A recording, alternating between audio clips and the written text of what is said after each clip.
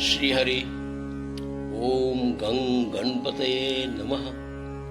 ओम श्री दत्तात्रेय जी नमः।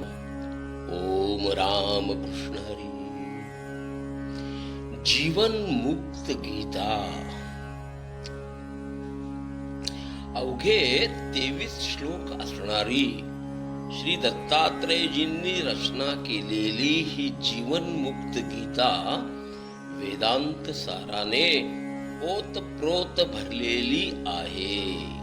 यामध्ये अत्यंत संक्षिप्त रूपात सार गर्भित रूपाने सहज सुबोध दृष्टांतांद्वारे जीव आणि ब्रह्माचे एकत्व प्रतिपादित करण्यात आले आहे। सोबतच जीवन मुक्त अवस्थेस ही सम्यक रूपाने परिभाषित करण्यात आले आहे। हरी कृपेनेच याचा मुक्त भावानुवाद सुबोध सरळ मराठीत आपण सुहृद वाचक आणि श्रोते यांचे करिता सादर करताना त्या परमात्म्याची असीम दृष्टी मज पामरावर सतत राहावी याकरिता त्या परमपिता परमेश्वरास आणि आपणासही विनंती करीत आहे। घ्यावा वाचनानंदासह सोबतच श्रवणानंद ही सदैव आपलाच हरी चरण रज चंद्रप्रकाश गणपतराव पवार।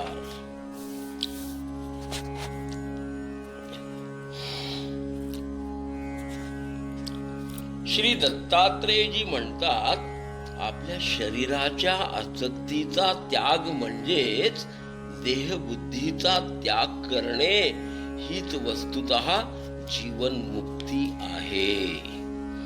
शरीर नाश पावले नंतर शरीरापासून जी मुक्ती होते, मृत्यू होतो, तो तर डुक्कर श्वान आदी सर्व प्राण्यांनाही प्राप्त होत असतो। शिव परमात्माच सर्व प्राण्यांमध्ये जीव रूपाने विराजमान आहे। या प्रकारे पाहणारा अर्थात सर्वत्र भगवन दर्शन करणारा मनुष्य हाच वस्तुतः जीवन मुक्त म्हटला जातो।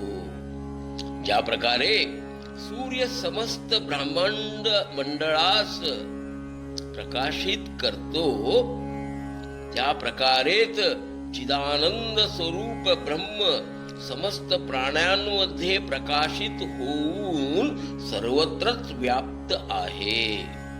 या ज्ञानाने परिपूर्ण असणारा मनुष्यच वस्तुतः जीवन मुक्त म्हटला जातो। ज्या प्रकारे एकच चंद्रमा अनेक जलाशयांमध्ये प्रतिबिंबित होऊन अनेक रूपाने दिसत असतो, त्या प्रकारेच हा अद्वितीय आत्मा अनेक देहांमध्ये भिन्न भिन्न रूपात दिसूनही एकच की आहे। या आत्मज्ञानात प्राप्त केलेला मनुष्यच वस्तुतः जीवन मुक्त आहे। जीवन मुक्तच आहे आणि असं म्हटले जातं। सर्व प्राण्यांमध्ये स्थित ब्रह्म परमात्मा भेद आणि अभेदा पलीकडे आहे। एक असल्यामुळे तो भेदा पलीकडे आणि अनेक रूपात दिसत असले कारणाने अभेदा पलीकडेही आहे। या प्रकारे अद्वितीय परमतत्वास सर्वत्र व्याप्त पाहणारा मनुष्यच वस्तुतः जीवन मुक्त म्हटला जातो। पृथ्वी जल अग्नी वायू आणि आकाश या 5 तत्वांनी बनलेले हे शरीरच क्षेत्र असून आकाशा पलीकडे असणारा अहंकार म्हणजे मी हा क्षेत्रज्ञ शरीर रूपी क्षेत्रास जाणणारा असे म्हटले जाते। हा मी अहंकार हाच समस्त कर्मांचा करता आणि कर्मकलांचा भोगताही आहे. चिदानंद स्वरूप आत्मा नव्हे, या ज्ञानास धारण करणारा मनुष्यच वस्तुतः जीवन मुक्त म्हटला जातो.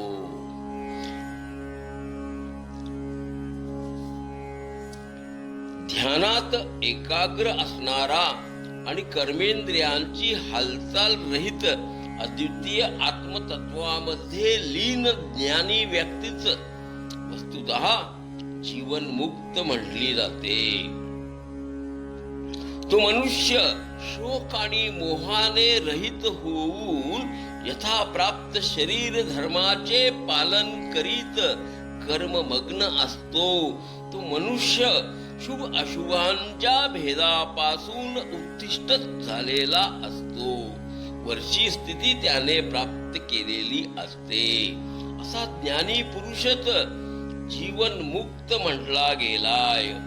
शास्त्र विहित कर्मा अतिरिक्त ज्याच अन्य काहीही ज्ञात नाहीत आणि कर्माच ब्रह्मरूपच जाणत संपादित ही करतो, तोच खरा तर जीवन मुक्त आहे.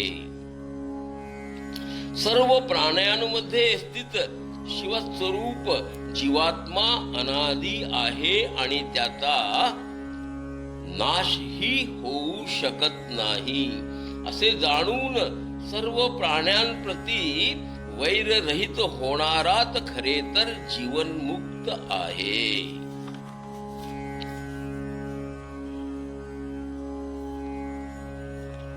आत्माच